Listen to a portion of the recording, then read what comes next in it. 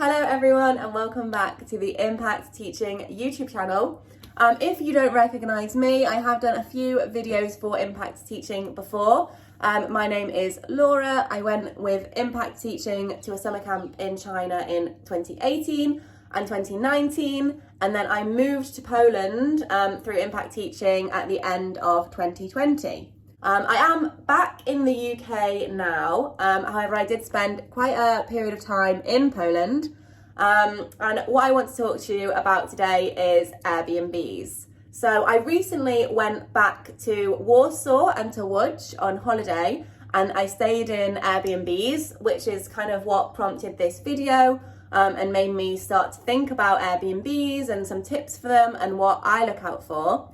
So I'll just insert a video of my Airbnb in Łódź. So what I was looking for, the main thing I was looking for in this Airbnb in Łódź was a central location. So this was really central. It was right on Piotrowska Street, which is the longest trading street in Europe, and it is also the main street of Łódź. So Łódź has two main areas, manufacturer, which is like a shopping mall, and then this long trading street. Obviously, I'm right on the street, and manufacturer is also super accessible from this point. Now, this Airbnb was really spacious. It had plates, it had knives and forks, so it had a lot of what we were looking for.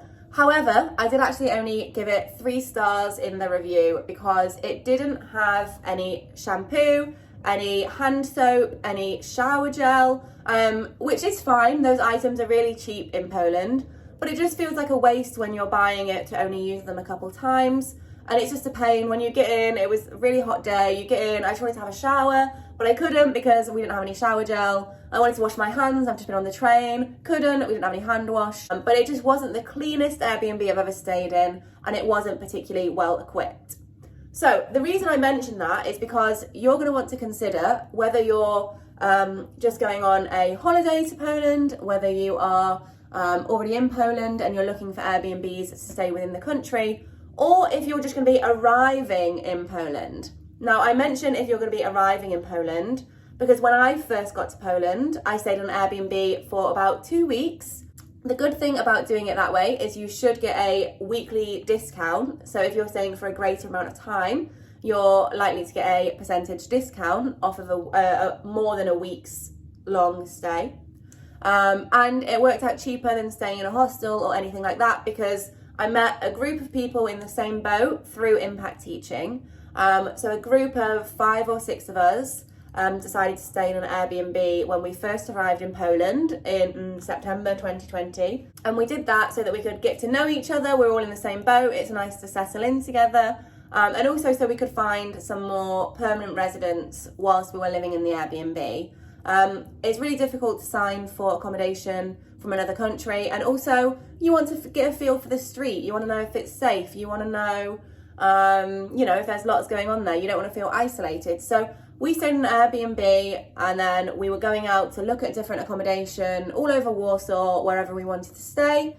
So yeah, you might be staying with friends when you first arrive. So the things I'm going to be talking about apply even more to you if you're staying there for longer than just a weekend, because these are things you're going to want to consider that could make your stay in an Airbnb a lot easier.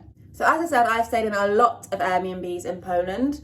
I would say probably about 20, maybe even more, in loads of different cities. So Krakow, Łódź, Gdansk, Wrocław, Warsaw, Zakopane, and probably even more. And I've been kind of back to those different cities. I've stayed in the same Airbnbs a couple times, the ones that have been really good. And actually I've very rarely had a really bad Airbnb experience. I've never had one that didn't feel safe. I don't think I've had any that have been really, really unclean.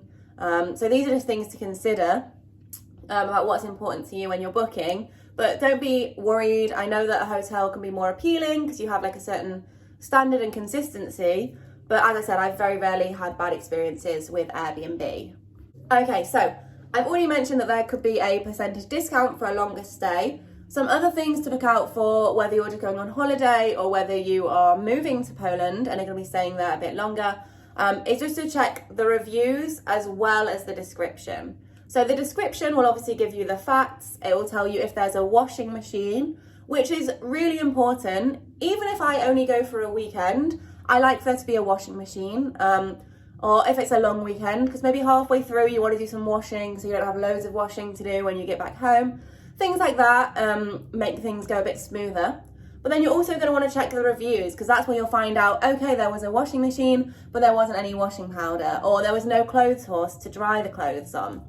So these kind of things are important to consider. The reviews are kind of where you get the really, the juicy details of the Airbnb. And sometimes you'll read some that seem a bit harsh. They might complain about the noise when they're staying on the main street of the capital city. And it's a bit like, well, what did you expect? But sometimes you will get reviews like really uncomfy bed, or wasn't cleaned properly. And they're going to tell you whether you want to be staying there, even for a weekend, let alone a couple of weeks. So the main thing that I look for in a review is any mention of safety. So if they say that the building felt unsafe, or that they could see that the door had been broken into before, I'm quite extreme and I'll just not stay in that Airbnb. Even if I very rarely traveled alone in Poland, but even if I was traveling with friends or someone else, I wouldn't risk anything that felt unsafe.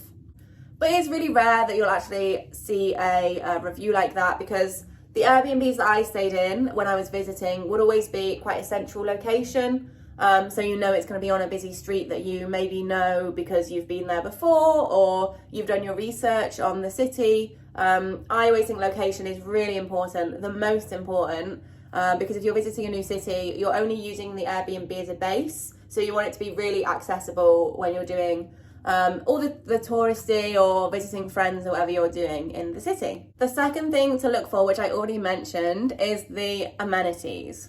So if you're going to be staying somewhere longer, you want knives, forks, plates, bowls, whatever that might be. If you're going somewhere short term, that might not be as important. A knife and a plate is still useful, so you can butter some bread or whatever you're doing.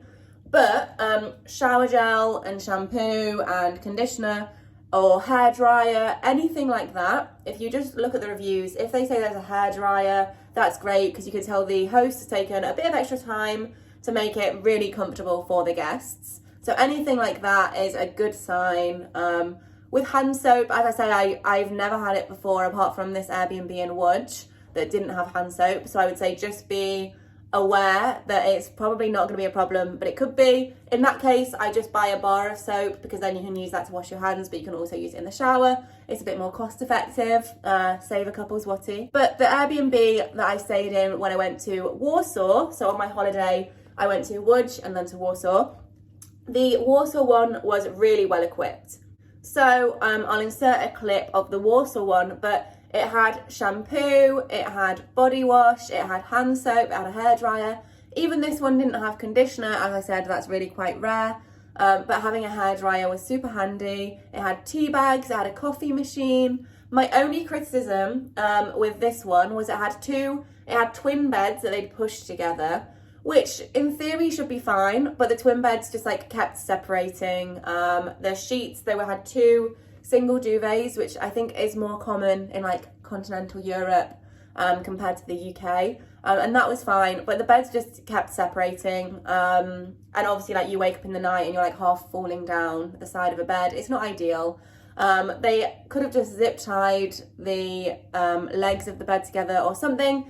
But for that reason, I gave the Airbnb 4 stars. But it was a really good Airbnb. It had a view of the Palace of Culture and Science that it didn't even mention in the listing. So that was amazing. It was just a really good Airbnb, apart from the beds, which obviously no one else had commented in the reviews. So in my review, I mentioned how amazing it was. There was a great view, but the beds were just slightly annoying. So to try and summarise those points I've been making, the advice I've been trying to give, will be the first one to check the safety in the reviews, check maybe if anyone said about feeling unsafe. Check the location, make sure it's as central as you want it to be. Obviously some Airbnbs are further out, so just double check that even though you've typed a central location in the search bar, make sure that the one's coming up and that the one you're thinking of staying in does have that central location if you want.